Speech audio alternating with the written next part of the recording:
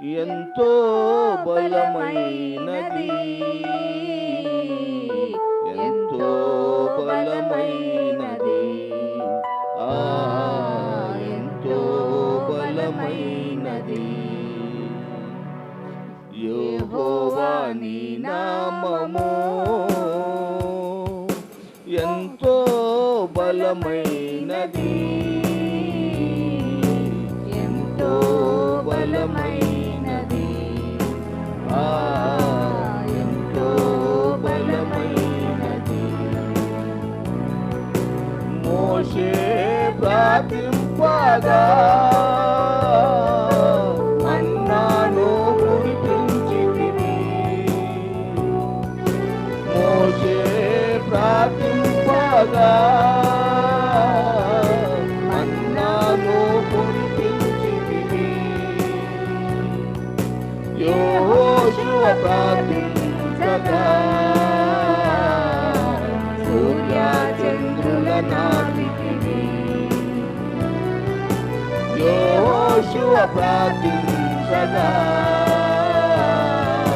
సూర్య చంద్రుల నాటితివి, ఆ సూర్య చంద్రుల నాటితివి. వాని నామము నీ ప్రజల పక్షముగా యుద్ధములు చేసిన దేవా, నీ ప్రజల పక్షముగా యుద్ధములు చేసిన దేవా, అగ్నిలో పడవేసిన భయమేమీ లేకుండిరి, అగ్నిలో పడవేసిన భయమేమీ లేకుండిరి, భయమేమీ లేకుండిరి. యెహోవా నీ నామము నీ ప్రజల రక్షణ కొరకై నీ ప్రియ కుమారుని, నీ ప్రజల రక్షణ కొరకై నీ ప్రియ కుమారుని లోకమునకు పంపగా ప్రకటించే నీ వాక్యము, లోకమునకు పంపగా ప్రకటించే నీ వాక్యము.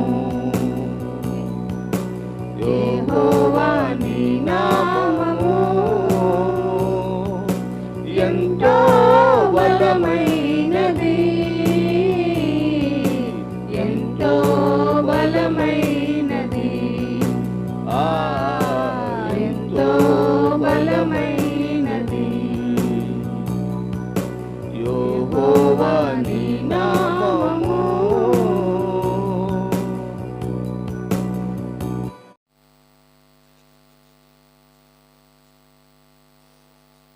స్తోత్రములు నాయన. ఒక్క దినం నాయన మేమందరం గడుపుతా 1000 దినముల కంటే శ్రేష్టమైన సెలవిస్తున్నావు దేవా. అలాంటి శ్రేష్టమైన సమయాన్ని నాయన మేము పోగొట్టుకోకుండా నాయన సద్వినియోగం చేసుకునేందుకు సహాయం దయచేస్తున్నాం దేవా. స్తోత్రాలు చెల్లించుకున్నాం నాయన.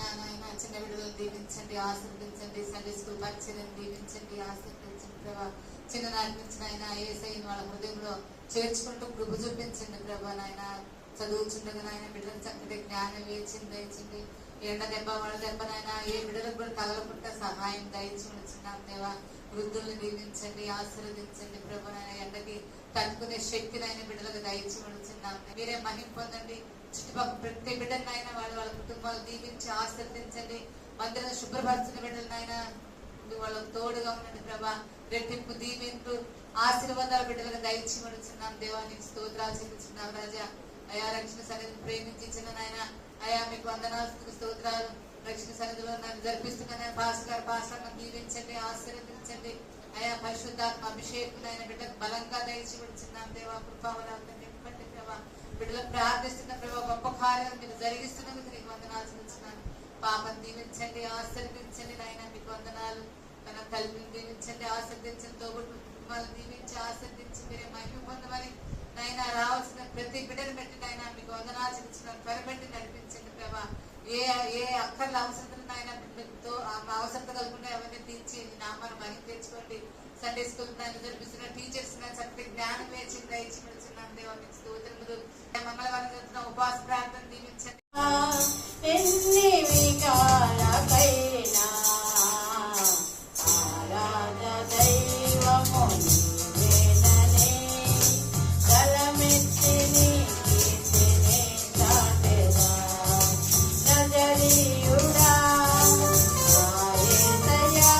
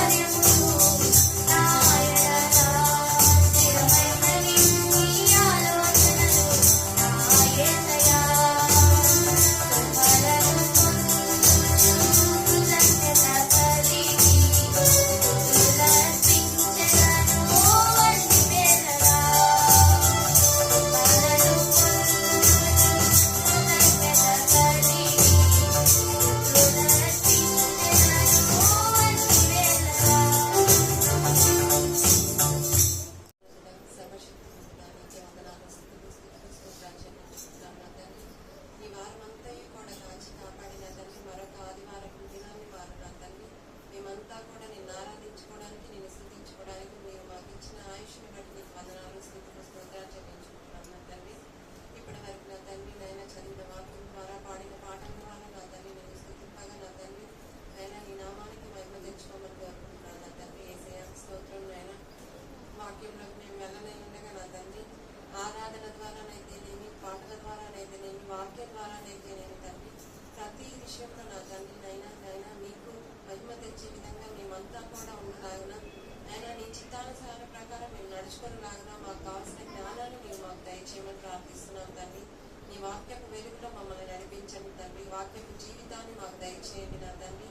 వాక్యం చెప్పలేన నీ దాసుని మీ కృపగల హస్తాలకు అప్పగించుకున్నాం తండ్రి. యేసయ్య ఏ వాక్యం ద్వారా నా తండ్రి మాతో మాట్లాడాలని నా తండ్రి నీవు నా తండ్రి నైనా ఏ వాక్యాన్ని మా కొరకే నా తండ్రి ఏర్పాటు చేసి ఉన్నావు అటు వాక్యం ద్వారా నా తండ్రి మేమంతా కూడా నా తండ్రి అయినా విని ఆ వాక్యాన్ని మా హృదయాల్లో ఫలింప చేయమని ప్రార్థిస్తున్నాను తండ్రి. విన్న వాక్యం ఎక్కడ కూడా నా తండ్రి వ్యర్థపరచకుండా నా తండ్రి నిశ్చితమైతే నా తండ్రి నాయన మేము మరొకరికి చెప్పడానికి కూడా కావాల్సిన జ్ఞానాన్ని మీరు మాకు దయచేయమని ప్రార్థిస్తున్నాను నా తండ్రి. విన్న వాక్యాన్ని బట్టి నీకు వందనాలు స్తుతులు స్తోత్రాలు, వినబోతున్న వాక్యాన్ని బట్టి నీకు వందనాలు స్తుతులు స్తోత్రాలు చెల్లించుకున్నాను తండ్రి. వాక్యానుసార జీవితాన్ని ఇక్కడున్న ప్రతి బిడ్డకి దయచేయమని కోరుకుంటూ నా తండ్రి నాకు ఇచ్చిన ఈ అవకాశాన్ని బట్టి నీకు వందనాలు స్తుతులు స్తోత్రాలు చెల్లించుకున్నాను. యేసయ్య అతి పరిశుద్ధమైన నామములో ప్రార్థిస్తున్నాం తండ్రి. యెహోవా నా పక్షమున ఉన్నాడు, నేను భయపడను.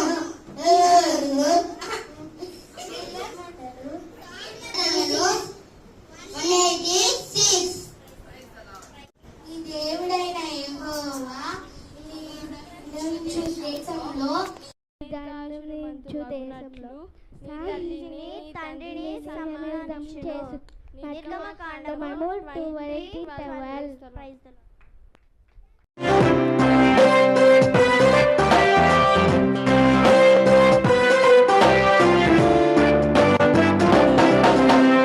ABCD ఎల్లవేళ యేసు వెంబడి, it's always Jesus before. అన్న అక్క కొత్త ఫైట్ కే get ready.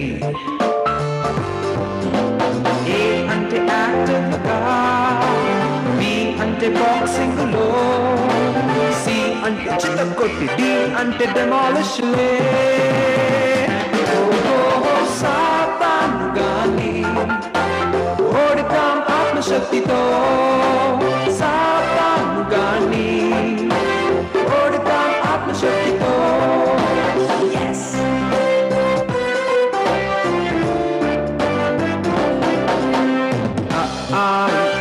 ఇలా వేసి చేయి సందడి, చెల్లి తమ్మి ఆట ఆడుదాం బీరడి. ఆ అంటూ అరుపులరుస్తూ, ఆ అంటూ ఆటలాడుతూ, ఈ అంటూ విసిరి కొట్టి, ఈ అంటూ ఈడ్చి తన్నుదా. ఓహో సాతాను గాని ఓడితాం ఆత్మశక్తితో, సాతాను గాని ఓడితాం ఆత్మశక్తితో. సాతాను గాని ఓడితాం ఆత్మశక్తితో, సాతాను గాని ఓడితాం ఆత్మశక్తితో.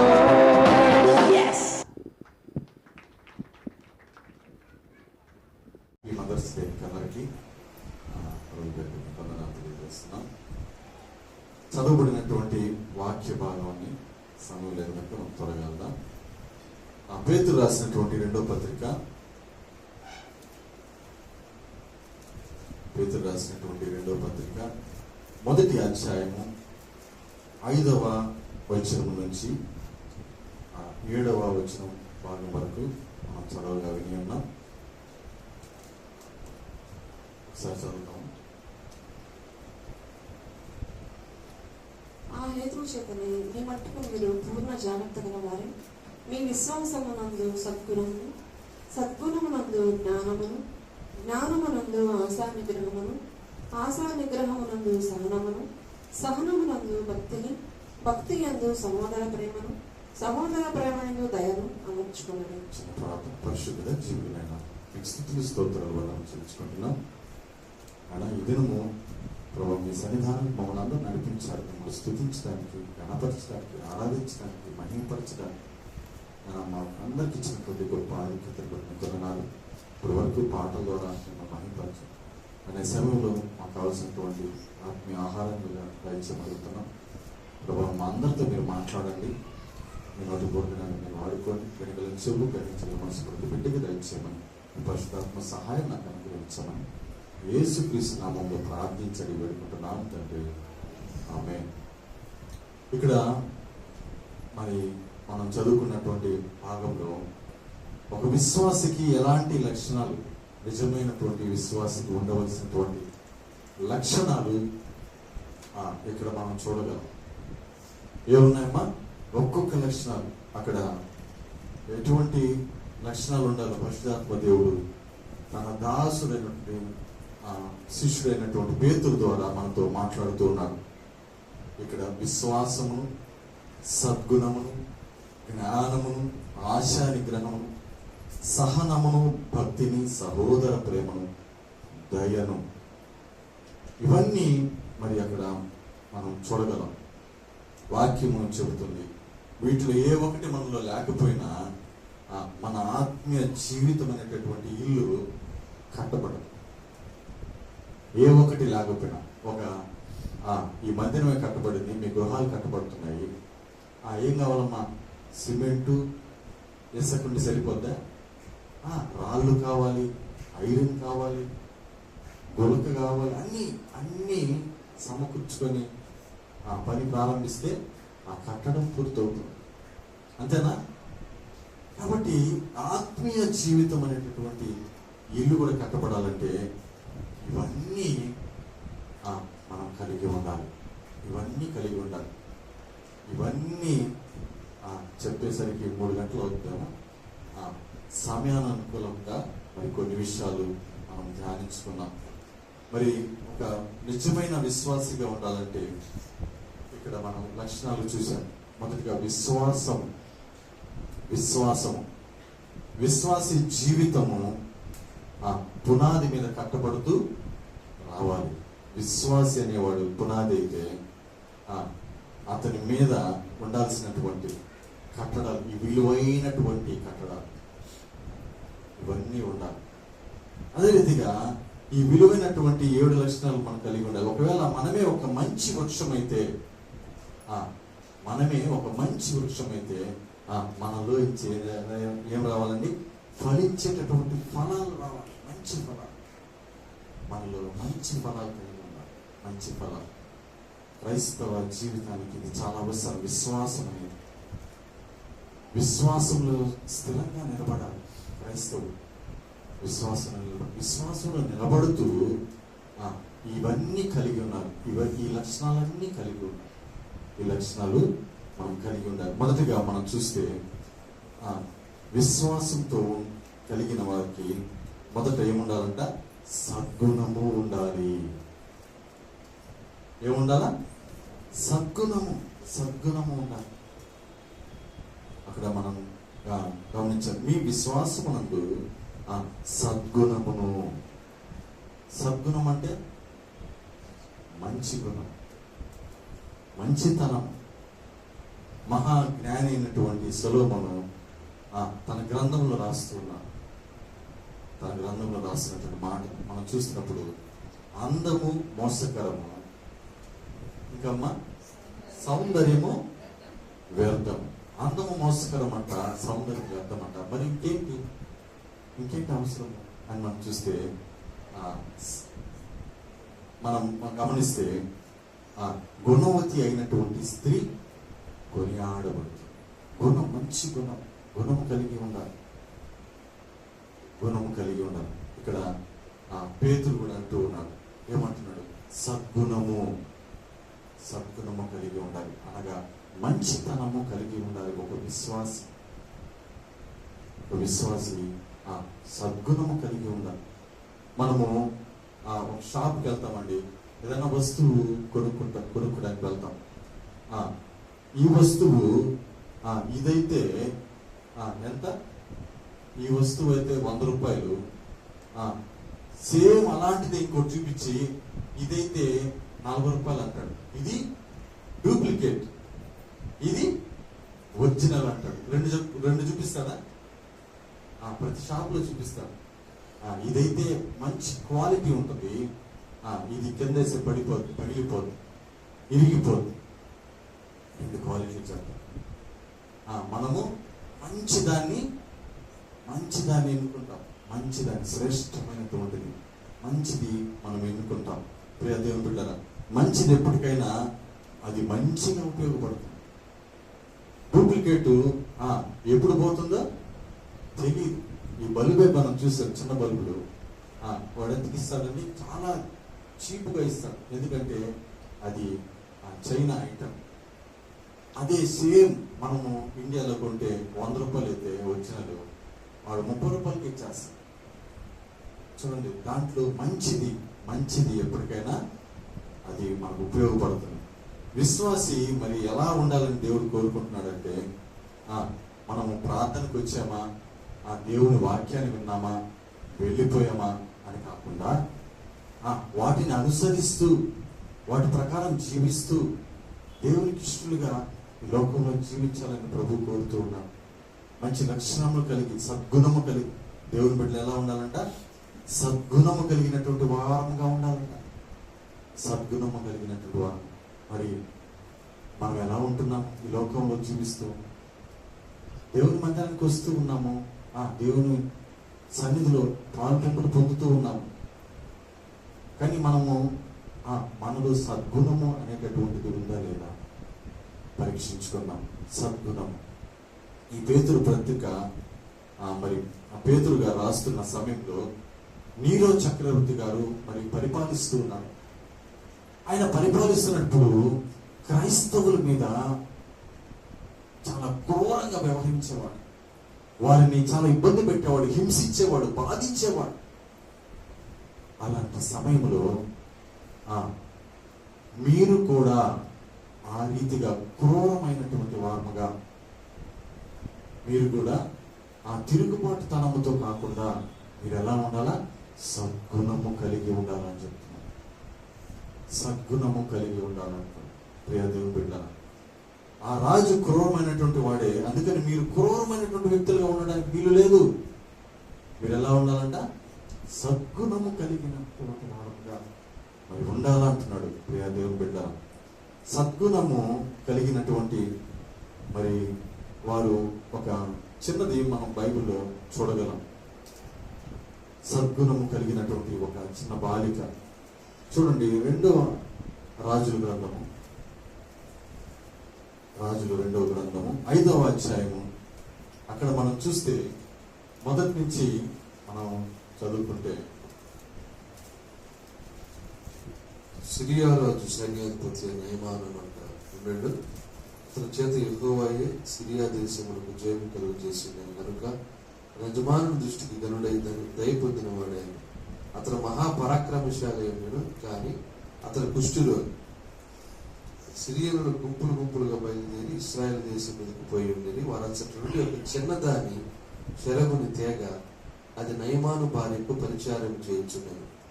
అది షమ్రోనులో ఉన్నటువంటి ప్రవక్త దగ్గర నా ఏలిన వాడు ఉండవలనని నేను ఎంతో కోరుచున్నాను. అతను నా ఏలిన వానికి కలిగిన కుష్ఠరోగమును బాగు చేయాలని తన యజమానురాలతో అనేను. ఇక్కడ మనం చూస్తే సిరియా రాజుకు సైన్యాధిపతిగా ఉన్నాడు. ఆయన ఎవరంటే నయమాన్. మరి ఆయన బహు పరాక్రమశాలి. యుద్ధానికి వెళ్ళాడంటే ఆ ఎదురు అయిపోవలసిందే. పరాక్రమశాలి. మరి ఆయన ఎదుట ఎవరు నిలబడలేనటువంటి పరిస్థితి. గొప్ప నైపుణ్యం కలిగినటువంటి వ్యక్తి, బాగా శక్తి సామర్థ్యం కలిగినటువంటి వ్యక్తిగా ఉంటూ ఉన్నాడు. ప్రియ దేవుని బిడ్డలారా, మరి ఆయన ఇశ్రాయేలు అక్కడికి వెళ్ళి వారిని ఏం చేస్తున్నాడు? వారిని అక్కడ యుద్ధం చేస్తూ అక్కడ కొందరిని బంధించి బానిసలుగా తీసుకుని వస్తున్నాడు.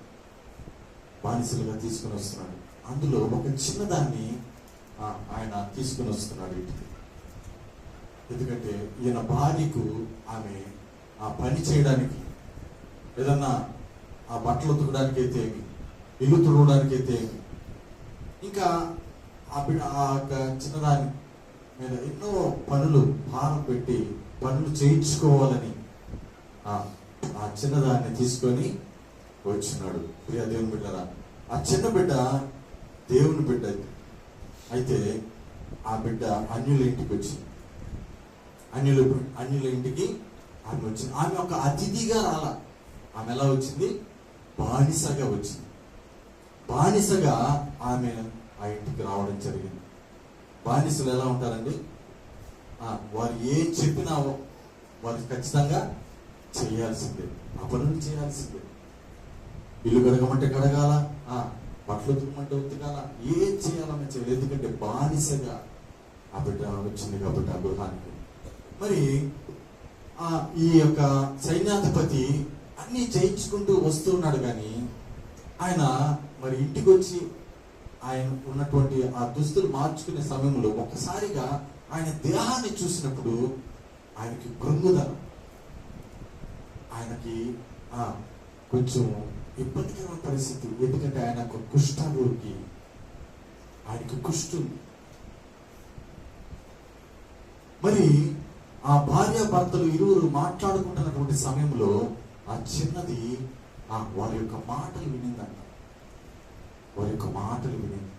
అప్పుడు ఆ చిన్నదాన్ని, అయ్యో నా యజమానుడు ఇంత బాధ అనుభవిస్తున్నాడా, ఆయనకు భయంకరమైనటువంటి వ్యాధి ఆయన ఆవరించిందని, అయ్యో ఎలా అని ఆ చిన్నది ఆలోచిస్తూ, మరి ఆ చిన్నది మంచి మనస్సు, సద్గుణము కలిగినటువంటి బిడ్డగా మనం చూడగలం. ఎందుకంటే ఆయన యొక్క భార్యకు ఏం చెప్తుంది?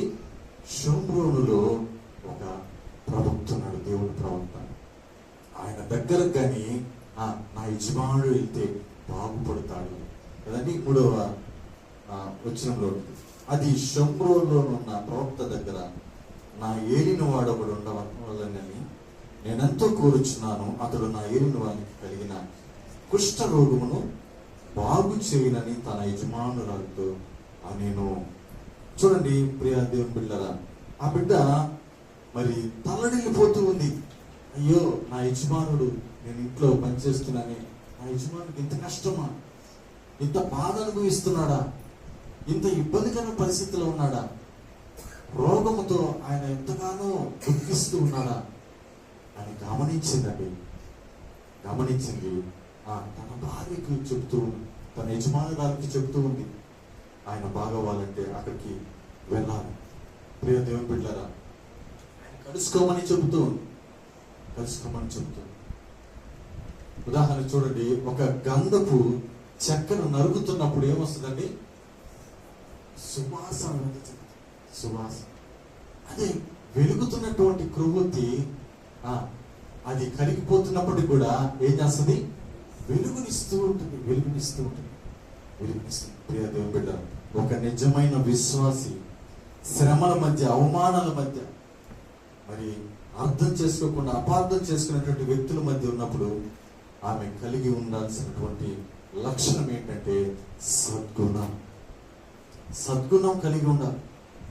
ఆ చిన్నది ఇంట్లో పనిచేసే మరి ఎలా మరి ఈ పనిని తప్పించుకుందామా, ఎలా ఈ పని నుంచి చాలా మంది పనులు ఎట్లా అండి తప్పించుకుంటుంటారు. వారికి ఏదన్నా పని అప్పచెప్తే దాన్ని ఏం చేస్తారు? ఖచ్చితంగా చేస్తామని తప్పించుకొని తిరుగుతుంటారు.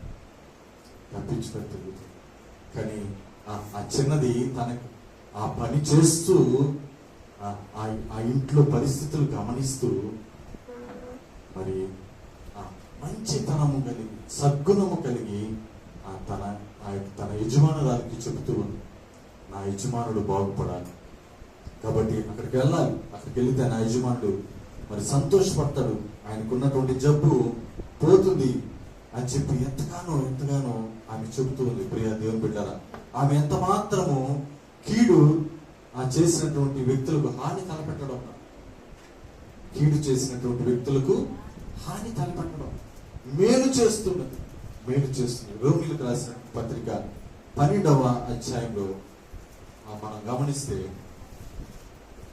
రోమిలకు రాసినటువంటి పత్రిక 12వ అధ్యాయంలో మనం చూస్తే అక్కడ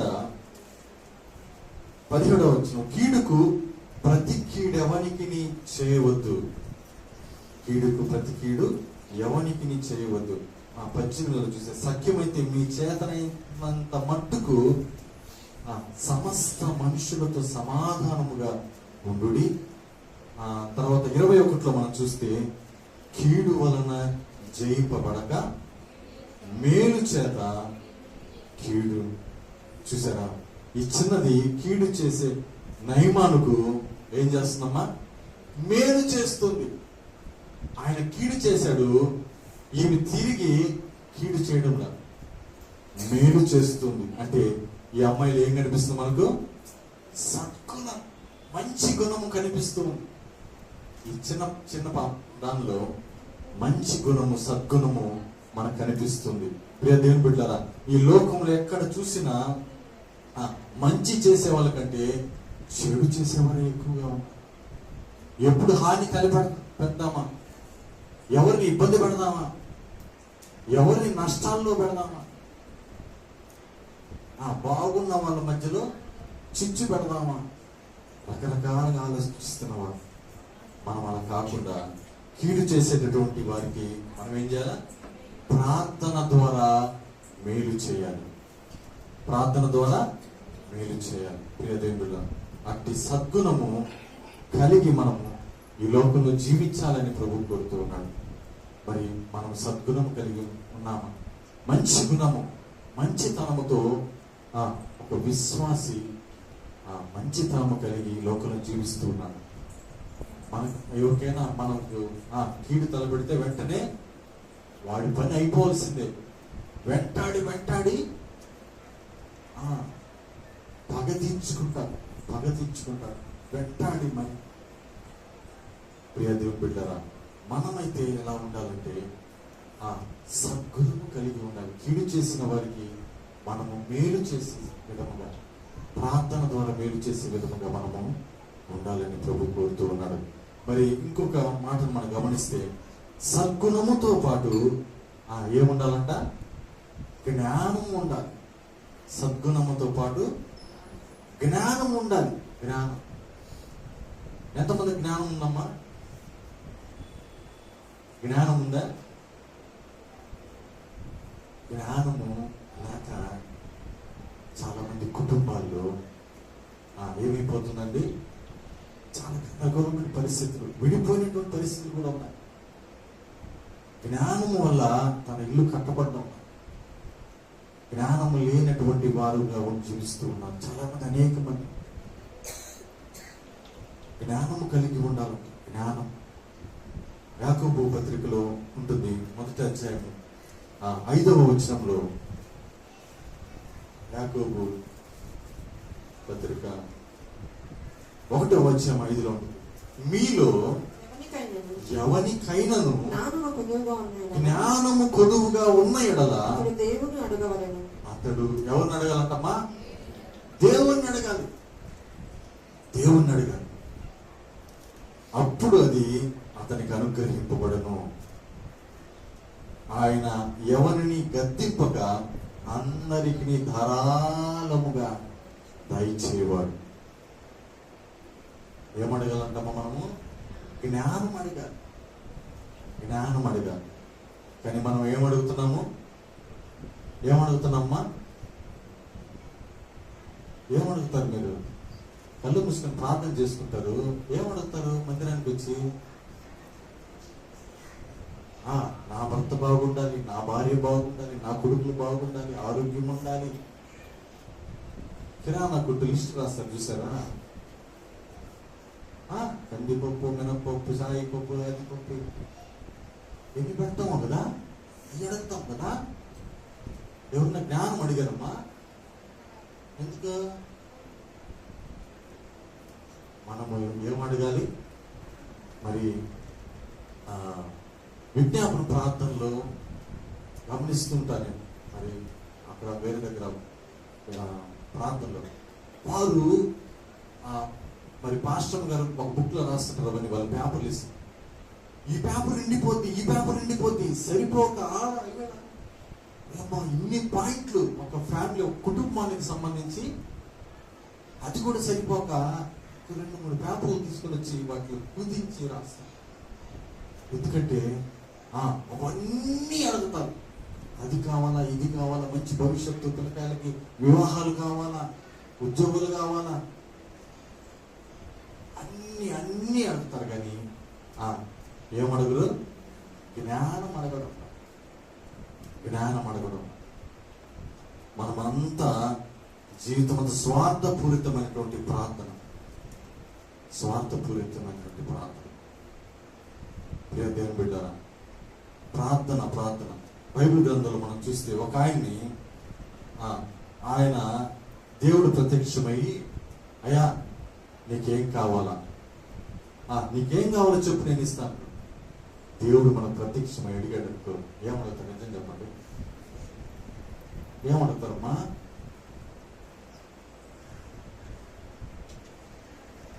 ఆయన ప్రత్యక్షమయ్యాడు. దేవుడు ప్రత్యక్షమయ్యి, నీకేం కావాలి అడుగు, నేను ఇస్తా. నీకేం కావాలా? ఏం కుదువా అని అడుగుతున్నాడు. చూద్దామా? చూడండి, రాజులు మొదటి గ్రంథము 3వ అధ్యాయము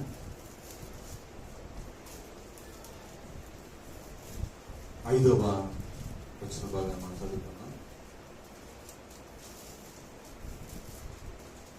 గిబియోనులో యెహోవా రాత్రివేళ స్వప్నమందు సొలొమోనుకు ప్రత్యక్షమై నేను నీకు దేనినిచ్చుట నీకు ఇష్టమో దాన్ని అడుగు. దేవుడు అతనికి సెలవీయగా అడుగని దేవుడు అతనికి అడుగుతున్నాడు.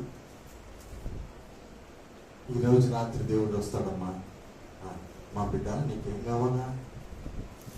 మదర్స్ డే కదా, నీకేం కావాలి చెప్పు అని వచ్చి అడిగాడు అనుకో, ఏమడుగుతారమ్మా? నిజం చెప్పండి. అయ్యా నాకు చాలా అప్పులు ఉన్నాయి, అప్పులు తీర్చానైనా, ఇంకా నాకు పై నుంచి కింద దాకా నడుము నొప్పులు, ఈ నడుము నొప్పులు తీసేనైనా, ఎన్నో అడుగుతాం కదా. నా బిడ్డ చక్కగా వివాహం జరగాల, మంచి ఉద్యోగం పొందుకోవాలా, ఎన్నో ఆయనకి సొలొమోను చూసారా, ఆయన్ని అడుగుతున్నాడు, నేను నీకు ఏది ఇచ్చుట నీకు ఇష్టం, చాయిస్. ఆయన అడుగుతున్నాడు, నీకేది కావాలి చెప్పు, అది నేను నీకు ఇస్తాను. ఆయన మరి నీ ప్రజలను, అయ్యా నా తండ్రి దావీదు 40 సంవత్సరాలు పరిపాలించాడయ్యా, మరి నేను ఒక 45 సంవత్సరాలు పరిపాలించేటట్టు అని ఆధిక్యత అడగడంలా, నేను ఇంకా కొంచెం ఆయనకు మించి నేను పరిపాలించాలా అని అడగడంలా, ఏమడుగుతున్నాడు? నేను నీ ప్రజలను పరిపాలించుటకు, నీ బిడ్డలను పరిపాలించుటకు నాకు జ్ఞానం దయచేయ్యా. నాకు అంతకంటే చాలా, ఇంకేం అవసరం, జ్ఞానం ఉంటే చాలు. జ్ఞానం అంత విలువైనదా, అంత ఇంపార్టెంట్, అంత ప్రాముఖ్యమైనదా? నిజమే, అంత ప్రాముఖ్యమైనది కాబట్టి, అంత ఇంపార్టెంట్ కాబట్టి ఆయన నాకు జ్ఞానమే, చాలా జ్ఞానం ఇస్తే చాలు నీ బిడ్డలను పరిపాలించడానికి. ఈరోజు కుటుంబాల్లో తల్లిదండ్రులుగా దేవుని అడుగుతున్నారా, అయ్యా నీ జ్ఞానమే. పెళ్ళిళ్ళు చేసేసుకుంటున్నారు కదా, పెళ్ళిళ్ళు చేసుకున్న తర్వాత కదా ఉండేదా, ఎంత పోషించాలా, ఏ ఉద్యోగం ఉండాలా, ఎంత ఇది ఇచ్చే చాలీసాలని చేతులతో నేను ఏది పరిస్థితి, జ్ఞానం అడగాలి. జ్ఞానం,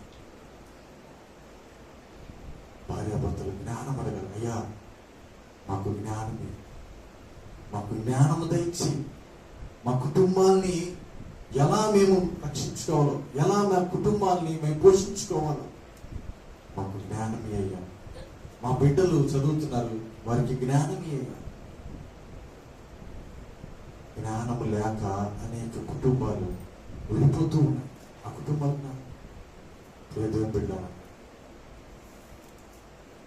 నేను గమనించే ఒక కుటుంబంలో బాగా చక్కగా ఉన్నారు, దేవుని మందిరానికి వస్తూ ఉన్నారు,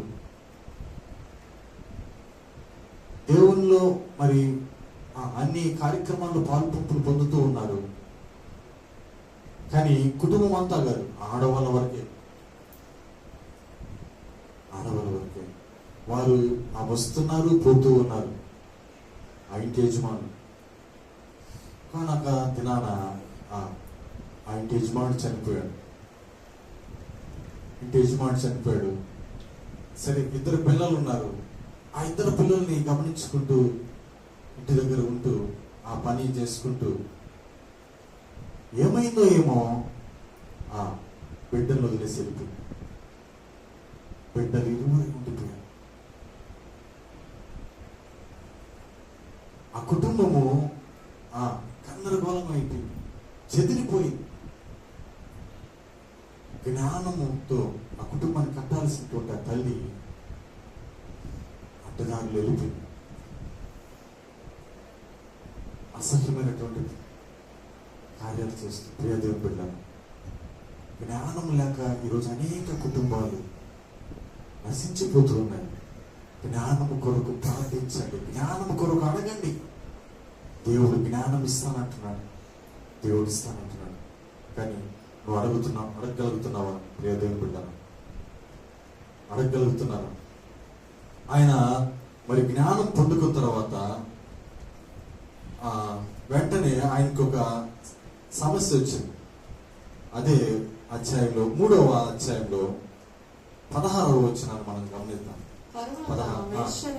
స్త్రీలు రాజు నద్దుకు వచ్చి అతని ముందర నిలిచింది.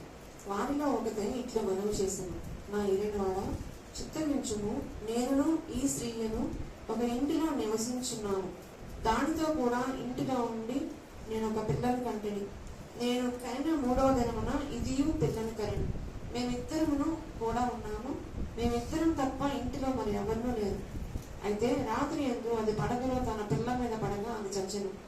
కాబట్టి మధ్యరాత్రి ఇది లేచి నీ దాసి మీద నేను నిద్రించుండగా వచ్చి నా పక్కలో నుండి నా బిడ్డను తీసుకుని తన కౌగిటిలో పెట్టుకుని చచ్చిన తన పిల్లను నా కౌగిటిలో ఉంచాను. ఉదయం నేను లేచి నా పిల్లకు పాలిగా చూడగా అది చచ్చిన దాని. తర్వాత ఉదయం నేను పిల్లను నిదానించి చూసినప్పుడు వాడు నా కడుపున పుట్టిన వాడు కాడని నేను తెలుసుకుంటున్నాను. ఈ సందర్భాన్ని మనం గమనిస్తే 2 వేశ్యలంట తమ బిడ్డల్ని పక్కన పండేసుకొని నిద్రపోతూ ఉన్నారు. తర్వాత ఒక బిడ్డ మీద ఇవి ఆదమర్చి నిద్రపోయింది, పైన పడిపోయింది, ఊపిరాడక చచ్చిపోయింది. ఇప్పుడు బ్రతుకున్న బిడ్డ నాదని వాడు చేస్తూ నాది నాది నాది నాది ఈ సమస్య వచ్చింది రాజుగారు. ఆయన ఏం చేస్తున్నాడు ఇప్పుడు? ఆయన ఇప్పుడు తీర్పు ఇవ్వాలి. ఇదే కేసు మన ఇండియాలో కేసు వేసామనుకోండి, వాయిదా, నెక్స్ట్ మంత్కి వాయిదా, వచ్చే సంవత్సరం వాయిదా, కొన్ని సంవత్సరాలు ఏమవుద్ది? వాయిదాలు పడతానే ఉంటాయి. వాళ్ళు కూడా చచ్చిపోయింటారు. అటువంటి తీర్పులు. ఈయన ఏం చేశాడు? దేవుడు మరి జ్ఞానం ఇచ్చాడు కదా. 23లో మనం చూస్తే రాజు బ్రతికి ఉన్నది నా బిడ్డ, చచ్చినది నీ బిడ్డ అని ఒకటి, రెండవది కాదు, చచ్చినది నీ బిడ్డ, బ్రతికి ఉన్నది నా బిడ్డ అని చెప్పుచున్నది కనుక కత్తి తమ్మని ఆజ్ఞయించాడు. వాడు ఒక కత్తి రాణి సముద్రకు తేగా రాజు 2 భాగములుగా బ్రతికి ఉండే బిడ్డను చేసి సగం దీనికి సగం దానికి చెరి సగం ఇవ్వవలసిందని ఆజ్ఞయించాడు. అంతటా బ్రతికి ఉన్న బిడ్డ యొక్క తల్లి తన బిడ్డ విషయమై పేగులు తరుపుకొని పోయినదై రాజు వద్ద నా ఏలిన వాడు ఆ బిడ్డను తమాత్మ చంపగా దానినే ఇప్పించమని మనమే చేయగా ఆ 2వ స్త్రీ అది నాదైనను దానిదైనను కాకుండా చెరి సగము చేయమని. అందుకు రాజు బ్రతికున్న బిడ్డను ఎంత మాత్రమును చెప్పక మొదటి దానికి ఇయుడి, దాని తల్లి అదే అని తీర్పిచ్చాడు. ఆయన జ్ఞానం చూడండి, కరెక్ట్గా ఎవరికి అన్యాయం జరగకుండా న్యాయముగా తీర్పిచ్చాడు. న్యాయముగా ఎలా ఇవ్వగలిగాడు? ఆయన సొంత జ్ఞానంతో ఇచ్చాడా? దేవుని జ్ఞానంతో. ప్రియ దేవుని బిడ్డారా, 27 అక్కడే మనం చూస్తే చివరిగా 28లో మనం చూస్తే రాజు దైవ జ్ఞానము నొందిన వాడని గ్రహించి, దైవ జ్ఞానం కలిగినటువంటి రాజు వచ్చినటువంటి సమస్యను పరిష్కరించాడు. దైవ జ్ఞానము కలిగి ఉన్నాడు కాబట్టి ఆ జ్ఞానం ఏం చేస్తుంది? ఆ సమస్యను పరిష్కరించింది. నిజంగా దేవుని జ్ఞానము మనకున్నటువంటి కుటుంబాల్లో ఏదన్నా సమస్యలు పరిష్కారం కానిటువంటి ఉంటే ఆ దేవుని జ్ఞానంతో వాటి పరిష్కారం దొరుకుతుంది, వాటికి జవాబు దొరుకుతుంది. ప్రియ దేవుని బిడ్డలారా, ఆయన దైవ జ్ఞానమును నేను వాడిని గ్రహించి అతనికి భయపడేది అన్నాడు. ఆయన జ్ఞానం పొందుకున్నాడు. ఆ జ్ఞానము ఉపయోగిస్తూ ఉన్నాడు. చక్కగా తీర్పు తీస్తూ వస్తున్నాడు. మన కుటుంబాల్లో అటువంటి జ్ఞానం ఉండాలి. జ్ఞానము కలిగినటువంటి బిడ్డలుగా మనం ఉంటున్నామా? ఒక విశ్వాసి, నిజమైన విశ్వాసి సద్గుణమును ఇంకా జ్ఞానమును కలిగి ఉండాలి. సద్గుణమును కలిగి ఉండాలి, జ్ఞానమును కలిగి ఉండాలి. సామెతల గ్రంథములో ఒక మాట మనం గమనిస్తే 9వ అధ్యాయం 6వ వచనంలో ఉంటుంది, ఇక జ్ఞానము లేని వారై ఉండక బ్రతుకుడి, తెలివి కలుగ చేయు మార్గములో చక్కగా నడువుడి. జ్ఞానము లేని వారై ఉండక బ్రతుకు. మనము జ్ఞానము కావాలి. దేవుని బిడ్డలు విశ్వాసిగా ఏదో మందిరానికి వస్తున్నాము, ఆదివారం రావాలి కాబట్టి వస్తున్నాము, ఆరాధిస్తున్నాము, మళ్ళీ వెళ్ళిపోతున్నాము అని కాకుండా ఒక విశ్వాసి, నిజమైనటువంటి విశ్వాసి విశ్వాసంతో పాటు సద్గుణము కలిగి ఉండాలి, జ్ఞానము కలిగి ఉండాలి. ఇంకా మనం చూస్తే చాలా ఉన్నాయి. దేవుడి మాటలను దీవించి ఆశ్రయించగాక.